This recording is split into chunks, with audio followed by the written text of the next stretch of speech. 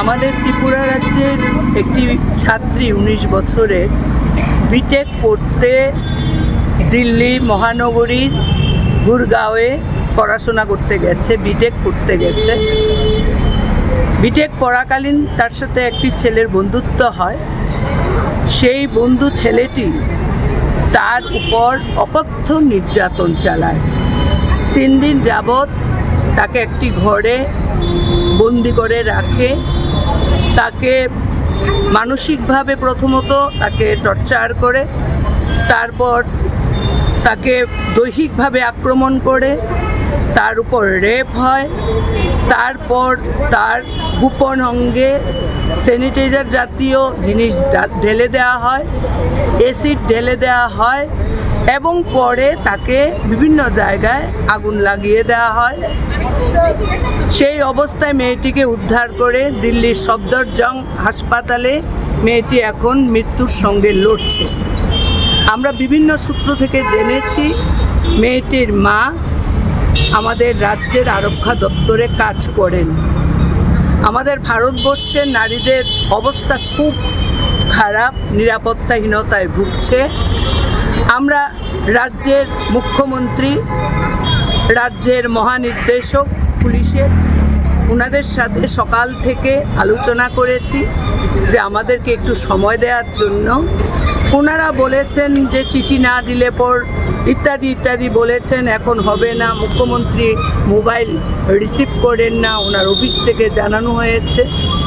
তো বাধ্য হয়ে আমরা আজকে মুখ্যমন্ত্রীর উদ্দেশ্যে এই খোলা চিঠি আমরা দিলাম এবং আমরা আনন্দিত।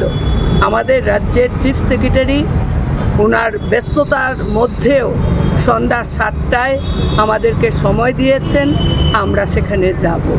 আমাদের দাবি কি? আমাদের দাবি আমাদের ভারতবর্ষের নারীদের যে সুরক্ষার প্রশ্ন, সেই সুরক্ষা সুনিশ্চিত করতে হবে, নিরাপত্তা দিতে হবে। যে ক্ষতিগ্রস্ত মেয়েটি, যে জীবন শুরুই হয়নি, তার সমস্ত চিকিৎসার দায়িত্ব সরকারকে বহন করতে হবে এবং অপরাধীর কঠোর থেকে কঠোরতম শাস্তি প্রদান সেখানে করতে হবে।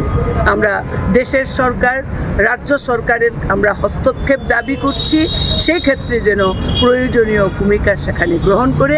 তার জন্যই আমরা আজকের এই খোলা চিঠি স্বল্প সময়ে আমরা এখানে পাঠালাম সরকারকে।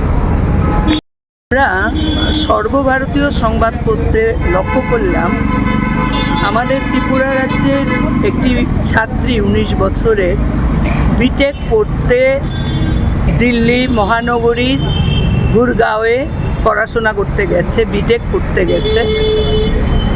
বিটেক পড়াকালীন তার সাথে একটি ছেলের বন্ধুত্ব হয়। সেই বন্ধু ছেলেটি তার উপর অকথ্য নির্যাতন চালায়। 3 দিন যাবৎ তাকে একটি ঘরে বন্দি করে রাখে। তাকে মানসিকভাবে প্রথমত তাকে টর্চার করে, তারপর তাকে দৈহিকভাবে আক্রমণ করে, তার উপর রেপ হয়, তারপর তার গোপন অঙ্গে স্যানিটাইজার জাতীয় জিনিস ঢেলে দেওয়া হয়, অ্যাসিড ঢেলে দেওয়া হয় এবং পরে তাকে বিভিন্ন জায়গায় আগুন লাগিয়ে দেওয়া হয়। সেই অবস্থায় মেয়েটিকে উদ্ধার করে দিল্লির